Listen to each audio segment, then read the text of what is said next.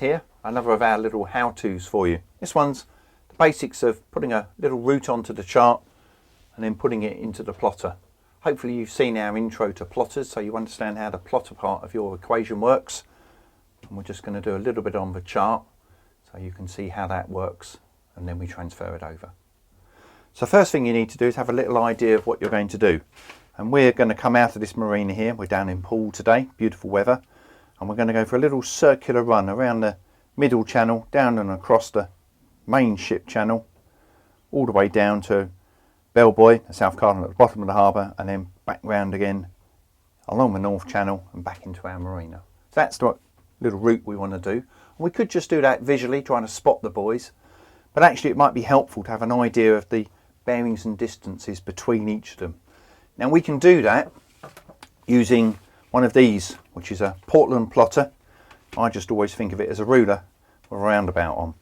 And what we need to do is line up, having chosen our waypoints, line up the edge of the plotter along the two waypoints, and we turn the roundabout in the middle to its facing due north on the chart, and the grid on the roundabout needs to line up with the grid on the chart. And then once it's there, we can read off the bearing, and we can see there it's actually 296, and we're just going to do it in true, which is what the chart is in. I'm not going to worry too much about the conversion to magnetic because this year it's almost nothing.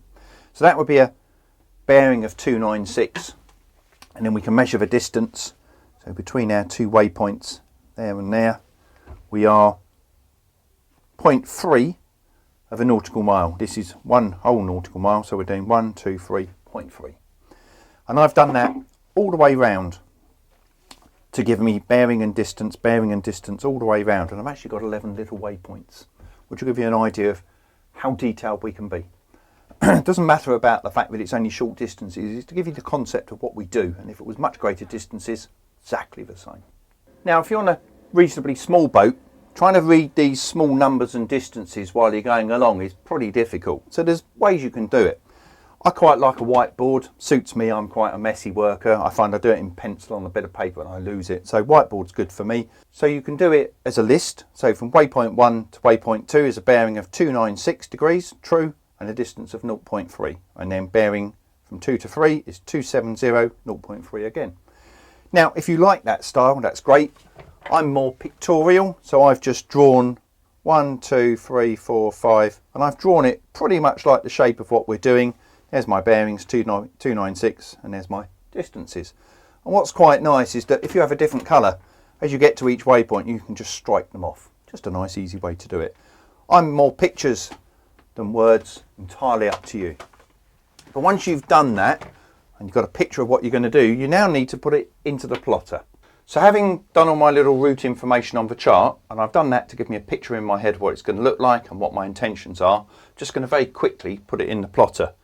And lots of people, once they've done this a few times, think, I don't need the chart. But without the chart, it's really easy to lose your reference. So on this plotter, I just touch, and it gives me some options. Build route is one of them. And now I can build the route just by moving the waypoint around from where I wish to have them, and then I press go to. So what we're going to do is we're going to put our route waypoints in. So we're going to have one there, and then we're going to have one over here. And then we're going to come down to this cardinal, and being a cardinal and a west cardinal at that, we're going to go to the west of it, and then we're going to come across the channel pretty much at 90 degrees, and then a waypoint, and then we're going to come all the way down to this east cardinal, and we're just going to go just beyond the east cardinal. And when you look at the chart, it's more obvious that there's actually an inner and an outer route. So from there I was coming down to the next red, which is here. And then from the red, I'm coming down again. Oh, I missed that. See, that didn't pick up. Let's do another little push. That's better. and then we're coming down, crossing the channel, and obviously we've got to be careful because we're crossing the channel at a diagonal angle. Not necessarily the best decision, but we're going to go with it for the moment because it's a good learning point. We're coming across and going again, just there, and then we're going to come up. We're coming up the second channel, up the inside. We've got one there, and you can see there, just having that ability to have that little refer back to the chart, make sure you've got your points in the right spot, makes it all a bit more sensible. And then we're back up to the marine. We're ever so lucky here because we can do a lovely circle around some of the sandbanks.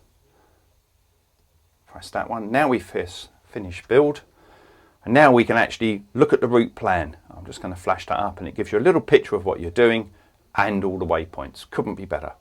Once you've finished all of your little waypoints, and they literally are just spots placed on the surface of the earth, and as long as the chart's in the right place on the surface of the earth, we'll be doing exactly that route. You'll end up with a little picture like this.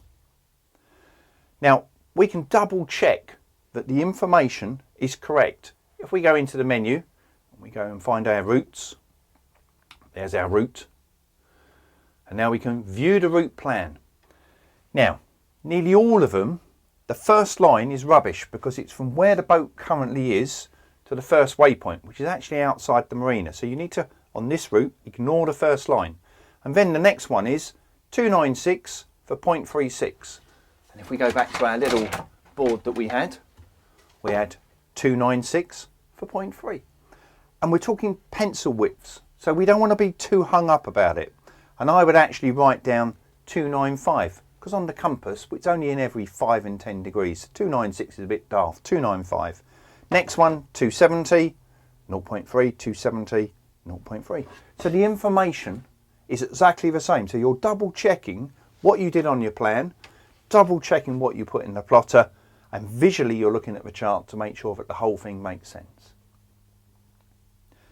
Now we've got a little joy today because we're actually going to take our boat out and we're going to follow this route round for you and give you a skipper's eye and a bird's eye view of the route that we follow.